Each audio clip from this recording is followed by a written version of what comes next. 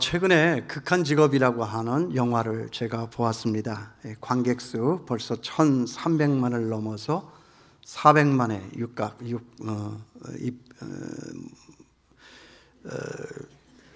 뭐죠? 자기가 실수를 하니까 나도 자꾸 실수를 하죠. 육박하는 박스 오피스 1위를 달리고 있는 영화입니다. 이 영화가 얼마나 인기가 있는지 말이죠. 지난 설에 저희 집 아들네배가 이제 집에 왔잖아요.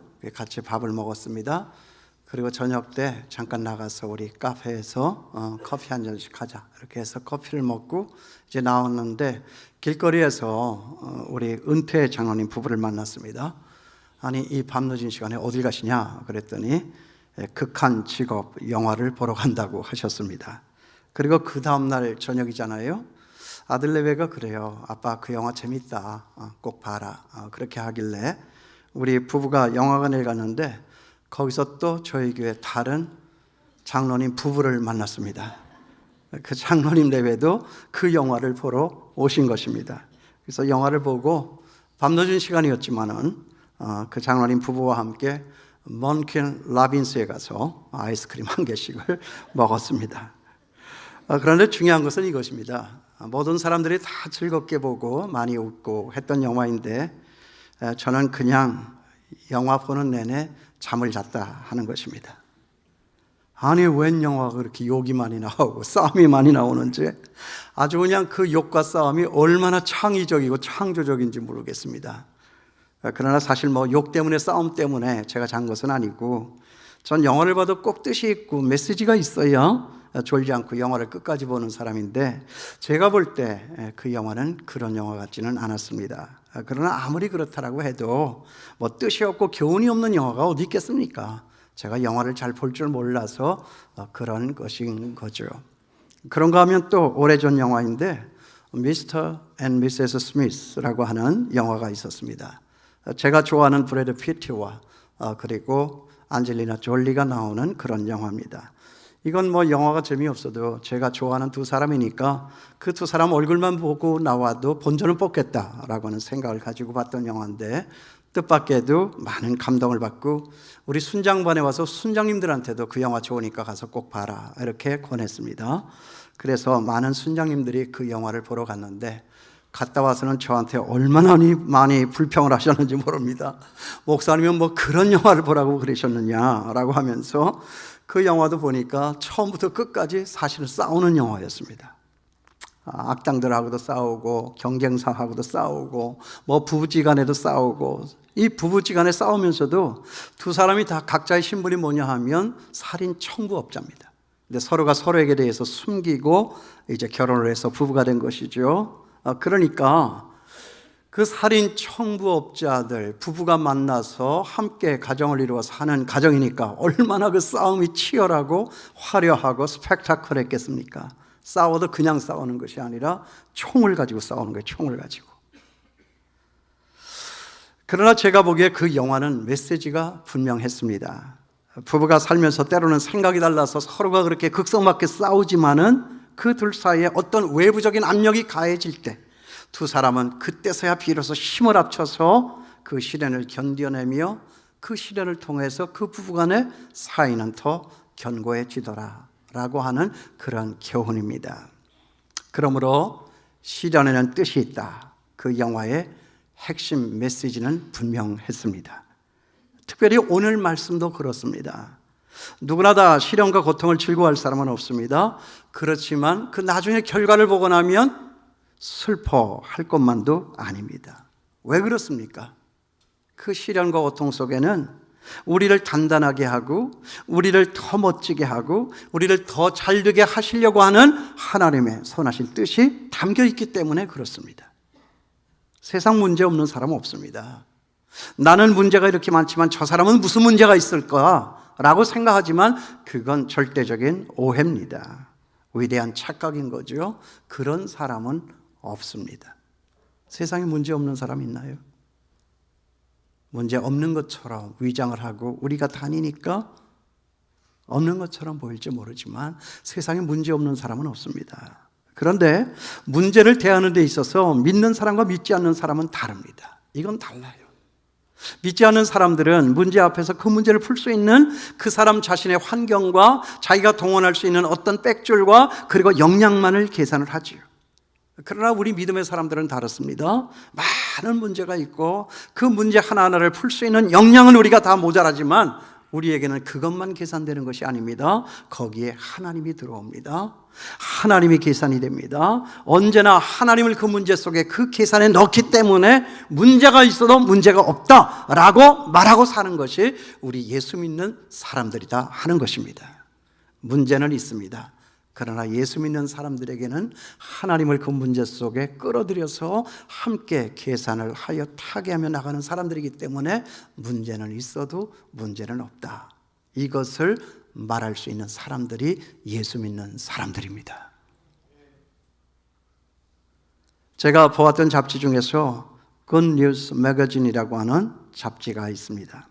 거기에 드피 로빈스라고 하는 사람이 이 믿음과 관련해서 재미있는 분석을 했습니다. 믿음에는 두 가지 믿음이 있는데 하나는 유치한 믿음이고 또 다른 하나는 순전한 믿음이다 라고 했습니다. 그러면서 그 유치한 믿음을 가진 사람과 그 순전한 믿음을 가진 사람, 그 두 사람을 서로 비교하면서 서로 다른 특징을 다음에 5가지로 예를 들어서 설명을 해주고 있습니다. 첫째는 뭐냐? 유치한 믿음을 가진 사람은 성도에게는 고난이 없다라고 생각한다는 겁니다. 그렇지만 순전한 믿음을 가진 사람은 아니다. 하나님은 우리를 위해서 그 고난도 사용을 하신다라고 생각을 한다는 것입니다. 그 다음에 둘째, 유치한 믿음을 가진 사람은 성도들의 삶의 목적은 행복에 있다라고 생각을 하는데 순전한 믿음을 가진 사람은 아니다. 우리의 삶의 목적이라고 하는 것은 행복에 있는 것이 아니라 거룩함에 있는 것이다 라고 생각한다는 것입니다. 그리고 셋째, 유치한 믿음을 가진 사람은 하나님께 드리는 우리의 모든 기도에는 예스라고 하는 응답만 있을 뿐이다 라고 생각을 하지만 그러나 순전한 믿음을 가진 사람들은 아니다. 우리 기도의 응답에는 예스만 있는 것이 아니라 no도 있고 wait, 기다려도 있는 것이다. 그리고 거기에 또 하나가 더 붙어옵니다. another, 다른 것도 있다. 여러분, 우리가 기도할 때 우리가 기도하는 거 하나님이 예스로 다 받아주시나요? 때로는 no, 아니다 할 때가 있어요. 때로는 좀 기다려 할 때가 있습니다. 우리는 이것을 원했지만 하나님은 그건 아니지 라고 하면서 다른 것도 주실 수가 있습니다. 이 모두가 다 기도 응답입니다. 우리가 그 기도 응답을 판별할 수 있는 지혜가 부족해서 그렇지 하나님은 언제나 우리 기도에 응답을 주시는 것입니다.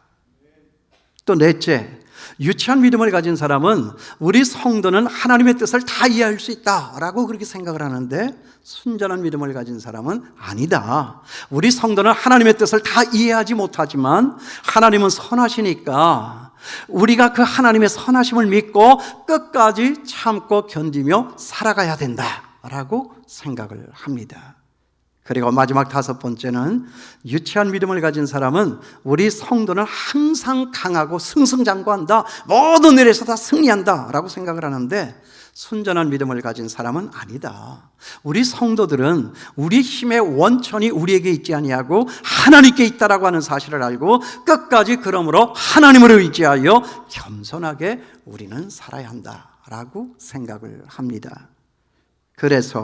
그러니까 그런 상황에서 오늘 여기 하나님은 이 말씀에서 우리에게 무엇을 하라고 말씀을 하십니까? 거기 5절에 있는 말씀이에요.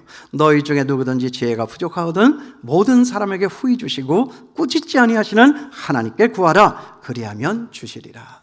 우리가 기도한다고 다 응답되나요? 즉시 응답됩니까? 우리가 하나님 앞에 나와서 열심히 신앙생활한다고 우리 앞에 고난의 문제가 없습니까? 나에게 왜 고난은 오는가? 우리는 왜 예수를 믿는가? 나는 왜 이렇게 교회를 나왔는가? 아무리 교회를 나와서 기도를 해봐도 내 상황은 여전히 거기에 있지 않는가? 이것이 우리 예수 믿는 것인가? 이렇게 마음이 흔들리고 어려울 때 하나님은 뭐라고 말씀하시는 거예요? 너희 중에 누구든지 지혜가 부족하거든. 지혜가 부족해서 그런 거예요. 그 다음에가 그 끝이 어떻게 될 줄을 모르니까 우리가 흔들리는 거죠. 우리가 주저앉게 되는 것입니다. 그럴 때 하나님은 뭐라고 그러세요? 너희에게 언제나 후히 주시고 꾸짖지 아니하시는 하나님 앞에 구하라. 그리하면 주시리라. 주님은 그렇게 친절하게 우리에게 말씀해 주시는 것입니다. 여러분, 고난의 문제가 있습니까? 아무리 기도를 해도 풀리지 않는 문제 여러분 있습니까? 힘들고 어렵다 생각이 되지만 오늘 이 말씀을 들으심으로 하나님 앞에 나아가서 또다시 한번 묻고 이 문제가 왜 있는가를 모른다고 하면 하나님, 이 문제는 어떤 문제입니까? 그 문제가 왜 있는지만 알면 나는 이 문제를 참고 견디며 이겨낼 수가 있습니다. 그러므로 하나님 앞에 나아가서 그렇게 기도하며 지혜를 얻으셔서 여러분 앞에 있는 시련과 고통 이겨나가서 그 시련과 고통 속에서 하나님의 살아계심을 세상의 모든 사람들이 볼 수 있게 만들어내는 역량 있는 하나님의 사람들 될 수 있도록 예수님의 이름으로 축원합니다. 그러니까 여러분 생각해 보세요. 나는 약하지만 하나님은 강하십니다. 그래서 우리가 예수를 믿잖아요. 그래서 우리가 교회를 나오는 것입니다. 나보다 강하신 하나님을 믿고 어떤 문제 앞에서도 꿀리지 말고 담대하게 살아가시는 저와 여러분 될 수 있게 되기를 주님의 이름으로 축원합니다. 하나님은 선하세요. 언제나 좋은 것 주세요. 내가 생각한 것보다 더 좋은 것 주십니다. 아니, 내가 생각하지도 못한 것까지도 주시는 분이 하나님이십니다. 우리는 이것을 믿는 것입니다. 이게 세상과 다른 것입니다. 하나님은 강하세요. 나는 약합니다. 세상은 이것을 모르고 우리는 이것을 알고 있는 거예요. 제 생애에 있어서 딱 한 번의 경험이지만 남이 억지로 맡겨서 할 수 없이 정이 들어가지고 제가 집에서 키웠던 우리 집의 강아지, 지금은 죽었어요. 벌써 죽은 지 오래됐네요. 그 강아지를 통해서 제가 발견한 하나님의 계시는 이것입니다. 그 강아지는 참 저보다도 믿음이 훨씬 더 좋았다는 거예요. 강아지를 통해서 배우는 거예요. 아주 조그만 강아지인데 우리 부부 두 사람만 있으면 어떤 누구한테도 지지 않는 거예요. 꿀리지를 않아요. 어떤 누구도 가리지를 않고 끝까지 요란하게 짖고 끝까지 덤비는 거예요. 큰 강아지가 와도 그냥 물러서지를 못해요. 얼마나 믿음이 좋은지를 몰라요. 그래 하도 잘 짖으니까 엘리베이터 안에서도 우리 이웃들한테 목사님, 그 강아지는 주인을 닮는다는데 제가 그냥 얼마나 창피해서 죽는 순간도 많았는지 몰라요. 목사님 성격이 그런가 봐요. 그런 얘기잖아요. 그런데 유독 이 강아지는 저와 우리 집사람만 없으면 아주 순해진다는 거예요. 그런 말을 제가 저희 집 딸한테서 들었습니다. 여러분, 그러니까 이 강아지가 왜 짖었습니까? 왜 싸나워졌습니까? 저와 우리 집사람에 대한 믿음 때문에 그런 것입니다. 그렇다면 이제 제가 여러분에게 한번 물어보겠습니다. 여러분은 강하신 하나님을 믿고 세상을 향해서 짖습니까? 아니면 입을 꼭 닫고 꼬리를 내리고 사십니까? 어떤 것입니까? 어떤 문제 앞에서도 꼬리 내리지를 말고 당당하게 사시는 저와 여러분 될 수 있게 되기를 바랍니다. 하나님을 믿으면 세상 앞에 꿀릴 것 없어요. 눈 하나 깜짝하지 않습니다. 문제여 와라, 세상의 가십이여 와라. 내가 믿는 하나님은 나와 함께 하신다. 세상이 나를 두려워해야지 내가 왜 세상을 두려워하느냐 하는 거지요. 내가 세상을 두려워한다라고 하는 것은 내가 믿는 하나님이 내 안에 없다라고 하는 이 사실을 반증하는 것 아니냐 하는 거죠. 우리 집에 강아지도 그랬잖아요. 나와 우리 집사람이 없으면 그렇게 순하다는 거예요. 그런데 얘가 나와 우리 집사람만 있으면 나와 우리 집사람에 대한 믿음이 너무나도 강하기 때문에 세상 어떤 것이 달려들어도 물러서지를 않는다 하는 것입니다.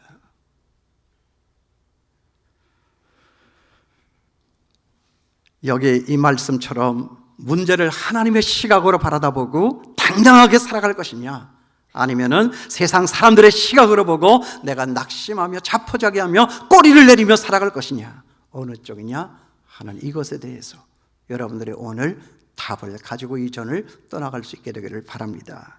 오늘 이 말씀 들으심으로 하나님의 시각이 열려서 어떤 문제가 다 우리 앞에 닥쳐온다 할지라도 다 풀어질 수 있고 이겨낼 수 있고 뛰어넘을 수 있는 제가 되고 여러분 될 수 있게 되기를 주님의 이름으로 축원합니다. 오늘 말씀은 그런 뜻에서 이 말씀이 있는 것입니다. 이기라고, 지지 말라고. 시련은 있지만 실패는 없다고. 그래서 오늘 설교 제목이 그렇게 붙여진 거예요. 시련이 온다고, 고통이 있다고 너희가 실패하느냐? 망하는 인생이냐? 아니다 하는 것이죠. 그걸 가르쳐주는 거예요. 하나님의 시각, 문제를 바라보시는 하나님의 시각이 뭡니까? 첫째는요, 하나님께서는 우리 문제를 통해서 저나 여러분, 우리 모두를 우리가 나아가야 할 방향으로 언제나 인도하신다는 거예요. 문제라고 하는 지팡이를 들어서 저희들의 길을 인도하여 주신다. 이것이 잘못된 길이거나 위험한 길로 갈 때에는 문제를 통해서 그 길을 다 막으시는 거예요. 안 돼. 그 길로 가면 안 돼. 그리로 가면 안 되지. 그래서 그 길을 막아 놓으세요. 또 내가 어디로 갈지를 모를 땐 문제라고 하는 이 담벼락을 쳐가지고 잘못된 길로 가지 못하도록 하나님께서는 하신다 하는 거예요. 여러분 잘 생각해 보세요. 우리에게 문이 없나요? 문은 언제나 있어요. 사실은 내가 이 길로 가는데 이 문이 막혔어요? 내가 저 길로 가려는데 저 문이 막혔어요? 그러면 우리는 그 안에 갇히는 것입니다. 그런 것은 없습니다. 하나님은 언제나 잔인하게 우리 앞에 모든 문제를 다 닫아 놓으시는 분은 아닙니다. 언제나 한쪽 문을 열어 놓으시고 다른 쪽의 문을 닫아 놓으셔서 언제나 우리가 그 길로만 갈 수 있도록 선하신 하나님, 선하게 인도하시는 하나님이 우리가 믿는 하나님이십니다. 여러분 정말 그런 경험이 있잖아요. 내가 바라는 것은 그게 아니었잖아요. 그 길이 아니었지 않습니까? 그런데 이상하게도 내가 가고 싶은 그 길에는 문제가 많고 장애가 많아가지고 내가 여지껏 그 길로 가지를 못하고 좌절할 때가 너무나도 많았다는 거예요. 그래서 할 수가 없어서 지금의 이 길로 온 것입니다. 제가 오늘 여기에 있고 지금 여러분이 여기에 있는 것은 바로 하나님께서 다른 모든 길을 막아놓으시고 살살살살 모르셔서 문제를 통하여 우리를 이곳으로 인도하셨기 때문에 여기에 있다라고 저는 믿습니다. 여러분 그렇지 않으세요? 정말 할 수 없어서 지금의 이 길로 왔지만 생각해보면 지나온 이 모든 길이 다 뭐예요? 하나님의 길이었다 하는 것입니다. 하나님이 옳았습니다. 나는 틀렸고 하나님이 옳으셨습니다. 바로 이것입니다. 제가 어렸을 때 제가 사랑했던 내 주변의 모든 사람들은 다 떠나가고 없었어요. 하나하나 다 떠나가더라고요. 먼저는 아버지가 떠나가시고 두 번째는 엄마가 떠나가시고 그 다음에는 할머니가 떠나가시고 그리고 마지막에는 나의 마지막 내 한편 누나마저도 떠나갔습니다. 이 거칠고 험한 세상에 저 혼자 탕그라니 남게 된 거예요. 그래서 이 사람에게 치고 저 사람에게 치고 이 사람에게 외면당하고 저 사람에게 따돌림을 당하고 그렇게 하다가 보니까 어떻게 해가지고 여기까지 오게 된 거예요. 그런데 여러분 보세요. 돌이켜보니까 그 문제가 다 하나님의 은혜였어요. 그 문제가 문제로서만 끝난 것이 아니라 그 문제를 통하여서 하나님만 바라보게 되는 그런 인생의 비밀을 누구보다도 더 일찍 저는 어려서부터 터득을 하게 됐다 하는 거예요. 그러므로 기본적으로 저는 세상에 대한 기대는 없어요. 대신 하나님에 대한 소망은 커요. 왜? 모두가 다 나를 거절하고 모두가 다 나를 거부하는 그런 세상 속에서 내가 살았기 때문에 내가 살 수 있는 것은 뻥 뚫린 하늘로 하늘의 하나님밖에는 바라볼 수 있는 환경이 아니었기 때문에 저는 어려서부터 하나님에 대한 믿음, 하나님을 내 삶의 소망으로 삼는 그 믿음, 이것이 발달이 된 거예요. 그러므로 저는 이 세상에 대한 기대를 아예 잊어버리고 언제나 영원한 소망이신 하나님을 먼저 보는 습관을 아주 일찍부터 갖게 되었어요. 그래서 저는 좀체 실망하는 일이 없어요. 그래서 저는 좀체 상처받는 일도 없습니다. 그래서 저와 같이 살고 있는 저희 집사람이 가끔가다 저한테 그래요. 참 속도 좋다. 속이 좋죠. 하나님만을 믿고 하나님만을 의지하여 사는 사람은 세상에 어떠해도 상처받는 일 없어요. 속상한 일 잠깐이에요. 뭘 세상을 기대합니까? 뭐 그깟 사람을 기대합니까? 기대했으니까 상처도 나는 것이고 기대했으니까 실망도 있는 것이지. 하나님을 기대하면, 하나님을 소망하면 세상의 모든 환난, 시험, 시련, 고통, 상처 이깁니다. 여러분 분명히 이깁니다. 이것이 저나 여러분 우리에게 있는 믿음이다 하는 거예요. 보세요. 모자라면 채워주시잖아요. 모자라면 채워주세요. 하나님의 채워주시는 그것을 우리가 몰라서 그런 것이지, 내가 10가지 중에 하나밖에 가진 것이 없다면 하나님은 그 9을 넘어서 10가지를 채워주시는 분이 하나님이세요. 모자라면 채워주시고, 상처가 나면 쓰다듬어 주시고, 속상하면 어김없이 찾아와서 나를 위로하여 주시는 하나님. 여러분, 문제를 통하여서 이렇게 일하시는 하나님 여러분도 아십니까? 아세요? 이것이 우리 앞에 있는 문제예요. 이것이 우리 앞에 고통이 있게 된 까닭입니다. 여러분 기억할 수 있게 되길 바라요. 그 문제를 통하여서 정말 옳은 길로 바른 길로, 정말 사람답게 참되게 살라고 하나님의 자녀답게 살게 하시는 하나님의 뜻이 그 문제 속에 있었다 하는 거죠. 남 목사 문제 없어 봐요. 제가 오늘 여기 있겠습니까? 술집에 가서 니나노 하고 살지. 제 얼굴 보세요. 문제를 좋아할 사람은 없어요. 그러나 여러분, 우리가 이 문제의 비밀을 알면 우린 모두 그 문제를 주신 하나님 앞에 감사할 수 있습니다. 감사하며 사실 수 있게 되기를 바랍니다. 그 다음에 두 번째를, 문제를 보는 하나님의 시각은 뭐지요? 하나님께서는 문제를 통해서 나를 보게 하세요. 나를 보게 하십니다. 나를 정확하게 보게 하십니다. 문제가 있을 때는 사람이 드러나게 되는 거예요. 문제를 통해서만 내가 진정 내가 누구인가를 알게 되는 거예요. 제가 생각할 때요, 사람들은 마치 티백과 같아요. 가만히 있으면 그 티백 속에 뭐가 들어있는지를 몰라요. 그러나 그것을 알고 싶으면 어떻게 하면 돼요? 뜨거운 물 속에 집어넣어 버리면 됩니다. 평소에는 잘 몰라요. 환난과 시험이 닥쳐올 때, 내 인생에 뜨거운 물이 퍼부어질 때, 그때서야 비로소 내가 누구인가가 드러나기 시작한다 하는 거죠.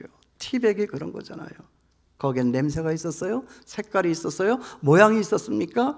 그런데 뜨거운 물 속에, 시련과 고통이라고 하는 뜨거운 물 속에 들어가 보니까 색깔도 나오고 냄새도 나오고 맛도 나오게 되더라는 거지요. 그래서 시련이라고 하는 것은 뭐냐? 그 문제가 있을 때 그때서야 비로소 내가 보이기 시작한다 하는 거예요. 일이 잘 된 때는 누가 못해요. 교회 나올 수도 있고 봉사도 할 수 있고 헌금도 할 수가 있어요. 그렇지만 일이 잘 안 될 때 그때도 교회 나올 수가 있고 헌금할 수 있고 그때 너희가 봉사도 할 수 있느냐라고 생각하게 된다는 것이죠. 하나님은 때로 우리의 그런 실체를 보이기 위해서 고난을 통해서 이전에는 내가 미처 알질 못했던 우리의 밑바닥을 보게 하시는 거예요. 평소에는 잘 몰라요. 근데 어려움이 올 때 내가 누구냐, 어디까지 왔냐, 어느 수준의 사람이냐 하는 것이 드러나게 되는 거예요. 목회를 하다가도요, 어떤 문제에 봉책을 하게 되면 처음에는 사람들을 탓해요. 그 다음에는 환경을 탓해요. 그런데요, 기도 속으로, 말씀 속으로 그 문제를 끌고 들어가서 보면 언제나 거기에 내가 있다고 하는 것을 발견하게 돼요. 남 목사 참 못났다, 참 모자란다. 하나님은 언제나 그 문제에 가장 밑바닥에 있는 저를 보게 하셨습니다. 여러분, 우리가 우리를 볼 줄 몰라서 문제지, 우리가 우리를 볼 줄 안다라고 하면 세상에 어떤 문제가 있겠습니까? 세상 사람들이 왜 저렇게 요란하지요? 자기가 누군지를 몰라. 그러니까 세상에 대해서 항상 소리 지르는 것부터 한다 그 말이지요. 자기를 알면 그렇게 함부로 입 못 열어요. 누구를 향해서 주먹을 휘둘러요? 자기는 뭐 그런 사람 아닌가? 세상의 문제는 뭐냐? 내가 누구인지를 몰라서. 시험과 어려움이 올 때 비로소 내가 누구인가 하는 내 인생의 그 밑바닥 보이기 시작한다 하는 것입니다. 그 다음에 세 번째로, 하나님은 문제를 통해서 나를 고치시고 완전하게 하세요. 하나님은 불구덩이에서 우리를 끄잡아내셨어요. 그런데 시커멓게 그을렸어요. 여기저기 타서 손실도 많아요. 그냥 이걸 내버려 두어 쓸 수는 없어요. 그러니까 하나님은 어떻게 하세요? 하나님의 위대한 걸작품을 만들기 위해서 그것을 자르세요. 톱으로 자르죠. 얼마나 아파요. 그것을 끌로다가 막 파요. 얼마나 아파요. 때로는 막 대패로다가 문지르고요, 때로는 막 삿바지를 하는 거예요. 사포질을 하는 거예요. 얼마나 아프고 힘들고 괴롭고 쓰라릴까요? 그러나 그 과정을 지나야 비로소 하나님이 기대하시고 원하시는 하나님의 위대한 걸작품, 하나님의 자녀다운 자녀가 탄생하게 되는 것이에요. 그래서 시련은 있는 것이에요. 하나님의 위대한 작품으로 만들어 가시기 위해서 우리 앞에는 문제가 있다. 성경의 모든 위인들이 그랬잖아요. 성경 보시면서 그거 몰라요? 모세가 모세 될 수 있었던 거 바로 그거잖아요. 요셉이 요셉이 될 수 있었던 거 바로 그거잖아요. 다윗이 될 수 있었던 거 바로 그거잖아요. 고난 없이는 안 되는가? 고난 없이는 안 된다! 라고 말하는 것이 성경의 일관된 메시지 아니냐 하는 거죠. 그러니까 여러분, 정말 우리 삶에 고난이 없을 때 우리는 정말 이렇게 기도해야 될지도 모릅니다. 하나님, 나를 무시하는 겁니까? 내 인생 이대로 이렇게 살다가 그냥 끝나고 말게 할 것입니까? 나도 모세처럼, 나도 요셉처럼, 나도 다윗처럼 되기 위해서 나에게도 고난 좀 주시옵소서. 여러분, 우리가 이렇게 기도해야 될지 몰라요. 여러분 어떻게 생각하세요? 고난을 좋아할 수는 없어요. 그러나 뜻을 알면 그 고난을 감사할 수는 있는 것이에요. 고난에 대한 우리의 생각, 우리의 시선 달라질 수 있게 되기를 바랍니다. 지난 주간에 사랑 때문에 울고 사랑 때문에 아파하는 형제 하나를 만났습니다. 그건 분명 제가 그 말을 듣고 보니까 형제 앞에 큰 시련이었어요. 그 형제로서는 정말 어떤 돌파구도 보이지를 않고 어떻게 타개할 수 없는 그런 아픔의 문제였어요. 그런데요, 정말 하나님이 얼마나 참 오묘하세요. 하필이면 이 말씀을 붙들고 그런 주제에 대해서 신음하고 있던 저에게 이 형제를 보내주셨어요. 그러니까 그 형제를 보면서 그 얘기를 듣고 있는 제 눈에는 그것은 분명 시련이 아니라 기회였다 하는 거예요. 그래서 제가 이렇게 도전을 했습니다. 사랑을 먼저 하는 것이다.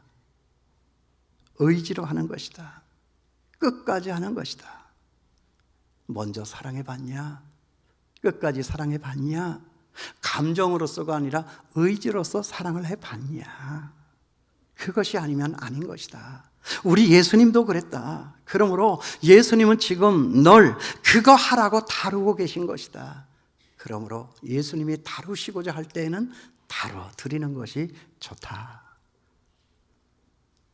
말의 뜻을 알아들었나 봐요. 형제가 울었습니다. 그리고 제 마음도 울었습니다. 그러면서 저는 혼자 이런 기도를 드렸어요. 하나님 아버지, 이 형제 사는 날도 분명 얼마 남지 않았습니다. 이 아까운 시간 그냥 과거 한때 제가 그랬었던 것처럼 그냥 흘려버리지 않게 도와주시옵소서. 우리 앞에 시련은 왜 있는가? 우리로 깨닫게 하시고, 우리로 자라게 하시고, 우리로 완벽하게 하시고, 우리로 더 완전한 하나님의 사람이 되게 하기 위해서 하나님은 우리에게 때로 힘들지만 어렵지만 우리 앞에 고통의 문제를 갖다 놓으신다 하는 거예요. 그리고 네 번째, 하나님께서는 문제를 통해서 우리를 강하게 하세요. 어떤 일에서나 어떤 장소에서나 무슨 일을 만나도 다 적응할 수 있도록 하나님께서는 우리에게 정말 어려운 시험, 시련들을 제공하십니다. 여러분 보세요. 인생의 밑바닥을 경험해 본 사람은요, 돈이 없어지고 사람이 내 곁을 떠나고 자리가 없어진다고 해서 거기에 대해서 별 신경 쓰지 않습니다. 별 마음을 두지 않습니다. 왜 그렇습니까? 그 사람은 언제나 늘 그런 일과 함께 살아왔기 때문에 그렇습니다. 훈련이 잘 된 것이죠. 내공이 잘 쌓인 것입니다. 그래서 그런 사람들 말하는 거 보면 벌써 다릅니다. 보통 사람들은 그런 일을 만나면 먼저 어떻게 그럴 수가 있어? 어떻게 네가 그럴 수가 있어? 어떻게 하나님이 나한테 그럴 수가 있어? 라고 흥분을 하고 말의 톤을 높여가지만, 그러나 정말 시련을 통하여서 강하게 된 사람은 어떻게 말을 하느냐? 뭐 그럴 수도 있지. 자세를 낮추고 벌써 말의 톤이 낮아지기 시작합니다. 이게 강한 사람 아닐까요? 만일 내가 보행자와 함께 달려도 피곤하면 어찌 능히 말과 경주하겠느냐? 내가 평안한 땅에서는 무사하려니와 요단강 물이 넘칠 때에는 어찌하겠느냐? 여러분, 하나님은요, 저와 여러분을 그냥 평탄한 길에 편하게 길 가는 보행자로서가 아니라 우리 인생에 그렇게만 되면 얼마나 좋겠어요. 그러나 우리 인생 그렇지 않지 않습니까? 때로는 비바람이 몰려오고 폭풍이 몰려오고 홍수가 나고 뭐 기근이 들 때가 많이 있잖아요. 그럴 때는 어떻게 하겠느냐는 거예요. 이게 오늘 그런 말씀이겠잖아요. 만일 내가 보행자와 함께 달려도 피곤하면 어찌 능히 말과 경주하겠느냐? 내가 너에게 이 시련을 허락한 것은 너로 강한 사람 되어서 어떤 시련 앞에서도 꼴리지 아니하고 돌파하여 이기고 딛고 설 수 있는 사람 되게 하기 위해서 내가 이 시련을 너희에게 갖다 놓은 것이다. 강한 사람 되게 하기 위해서. 편안하게 강한 사람 될 수는 없지요. 힘들고 어려운 일, 내 힘에 약간 붙이는 일이 있어야 이게. 제가 다니는 아침에 운동하러 다니는 그 체육관의 장로님이 그 주인이신데 요새 운동을 굉장히 열심히 하세요. 그래서 왜 이렇게 열심히 하세요? 그랬더니 자기 이제 어디 뭐 챔피언 바디빌더 여기 나간다는 거예요. 근데 나하고 나이가 똑같거든요. 근데 엄청 힘들게 막 헉헉거리면서 막 땀을 흘리면서 근데 보니까 벌써 여기가 막 나오고 뭐 울퉁불퉁해지고 막 그러는 거예요. 그러면서 제가 보면서 야, 저게 단련이라고 하는 거구나. 강하게 되기 위해서는 저런 고통이 가해져야 되는 것이구나. 너무 쉽게 생각하면 안 되겠네. 맞습니까?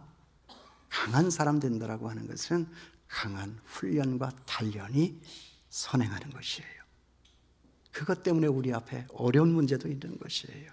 세상에 꼴리지 않고 세상을 뛰어넘어 살 수 있는 능력자 되고 능력에 많으시고 전지전능하신 하나님의 자녀다움을 세상 앞에 나타내게 하기 위해서 하나님은 때로 이 인생이라고 하는 우리 훈련의 마당에서 우리 앞에 고난과 시련과 고통도 들이대시는 것이다.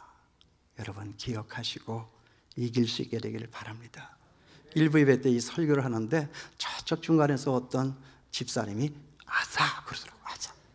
내가 이걸 딱 봤어요. 그래서 내가 저 문에 나오면서 내가 그랬어요.